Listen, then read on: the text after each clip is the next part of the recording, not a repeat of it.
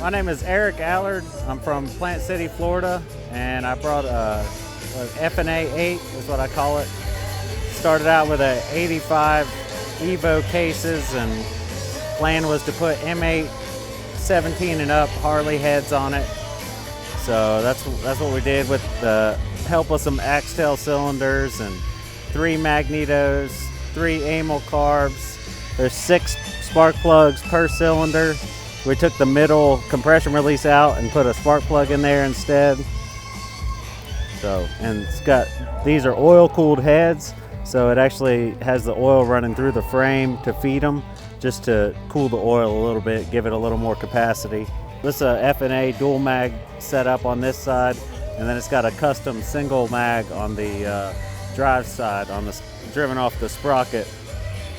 Dual chain primary, custom primary that we make. Got our waffle pegs. Made the whole frame, custom frame with hardtail choppers, cast parts. The front end is a Ivan Snodgrass. He made a 21 over forged front end. It's like a narrowed BL style, but he made the whole thing. Got dual 16s, both of them flanged. My buddy Daniel Milkbone did the Mylar paint job on it. Did a really cool job with that. Yeah, it's Mylar. So he takes like Mylar, I guess he buys it as a material and then crumbles it up and then sticks it on and then clears over it and paints over it and does all kinds of stuff. So. Probably the most time was figuring out the engine and machining it, because we had to machine the cases a lot, because we put it's not just M8s on a cone bottom end, we also de-stroked it and made the bore a lot bigger so it would run better, and moved the whole crankshaft over 150 thousandths in the cases, so we had to do a lot to do that, but that way we wouldn't thin the cases out by going to a big bore. Just move the whole crank over and adjust everything for that. But the way these mags time is pretty easy, so instead of, what you do is you just set the engine on full advance, and then you just adjust these. There's set screws here, and you just turn this knurl piece until the mag is set right, and then you just lock down the set screws, and then it's timed. And this also has like an advance and retard mechanism on the magneto, so that's that way it'll advance and retard the mag for kicking and stuff, so it won't kick back on you, but it does it so you don't have to actually move the mag. It just does it by belt tension. So it just changes the side the belt tension's on. A friend of mine, Tony, did the engraving. It's dessert first engraving. I just kind of let him do whatever he wanted to do on them, and he just killed it, Did a really good job on the mag. 6 plugs per cylinder, but each mag, so if 2 mags quit working, the bike will still run. It's like aircraft still use magnetos because they're reliable, They put 2 magnetos on, so if one completely fails, then you have another one. But this one has 3, just why not,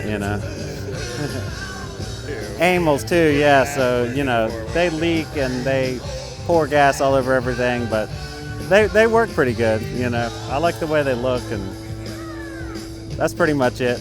They run good, they're just leaky and old technology, so. Got a FNA Far E light. We make these lights, and this one I cast a custom purple lens for. Same with the tail light, we make the tail light too. And this I just cast a custom lens for just so it would match everything else.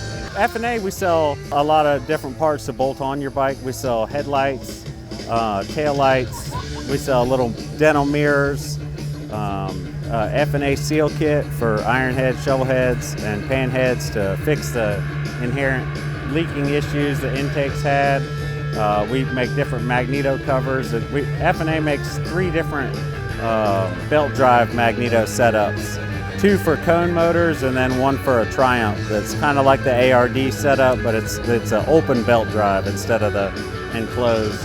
It's a twisty transmission plate. It lets you twist the transmission, so if you're running an open primary, you can really adjust it and align it perfectly instead of, some of them just pull in one direction, and when the primary is pulling on it, it's pulling on one side, and it always gets, twisted in there, so this will allow you to move that back. I didn't like the way oil pressure gauges look, so this is essentially an oil pressure gauge. So when it starts, this piece pops up. So at like 30 psi, this will pop up and stay up, and then comes back down. But on older Harleys and stuff, they don't run a lot of oil pressure, and a typical gauge will show you 0 oil pressure. But this won't. This will still stick up a little bit when I've had both a gauge and that hooked on it, and this will still show a little bit, you know. So at least you know you've got some oil flow in there.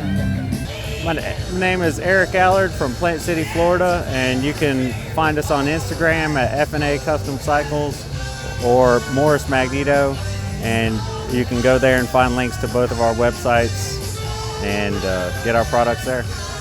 This recap video is brought to you by Throttle Addiction. With thousands of chopper parts, a 90-day return policy, and free shipping on orders over $100, throttleaddiction.com is the best place to build your dream bike. Check out their selection of custom handlebars, fuel tanks, made in the USA hardtails, and so much more. For more than a decade, Throttle Addiction has been manufacturing and selling the best custom parts on the market. Build, customize, and ride with throttleaddiction.com.